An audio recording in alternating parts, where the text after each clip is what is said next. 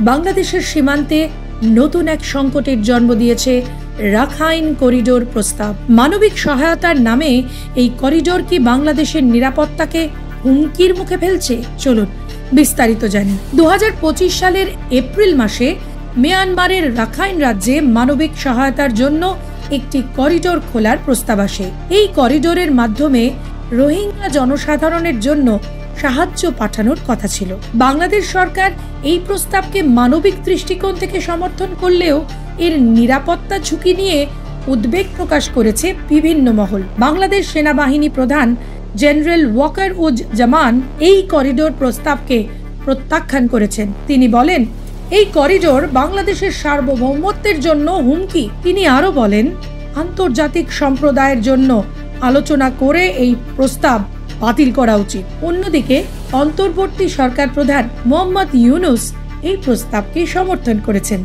তিনি বলেন, এটি একটি মানবিক উদ্যোগ যা রোহিঙ্গাদের জন্য সহায়ক হবে। এই দ্বন্দ্ব দেশের রাজনৈতিক অঙ্গে নতুন উত্তেজনা সৃষ্টি করেছে, যা আগামী নির্বাচনের আগে গুরুত্বপূর্ণ ভূমিকা পালন করবে। রাখাইন রাজ্যে চলমান সংঘর্ষের কারণে সীমান্তের নিরাপত্তা পরিস্থিতি উদ্বেগজনক। মিয়ানমারের আরাকান আর্মি বাংলাদেশ সীমান্তে তাদের উপস্থিতি বৃদ্ধি করেছে, যা দেশের নিরাপত্তার জন্য হুমকি। বাংলাদেশ সরকার এই পরিস্থিতি মোকাবেলায় সীমান্তের নিরাপত্তা ব্যবস্থা জোরদার করেছে। রাখাইন করিডোর প্রস্তাবের ভবিষ্যৎ নির্ভর করছে আন্তর্জাতিক সম্প্রদায়ের সমর্থন ও বাংলাদেশের নিরাপত্তা নীতির ওপর। রাখাইন করিডোর প্রস্তাব বাংলাদেশের জন্য একটি গুরুত্বপূর্ণ চ্যালেঞ্জ। এই সংকটের সমাধান দেশের ভবিষ্যতের জন্য অত্যন্ত গুরুত্বপূর্ণ। আপনার মতামত জানাতে ভুলবেন না।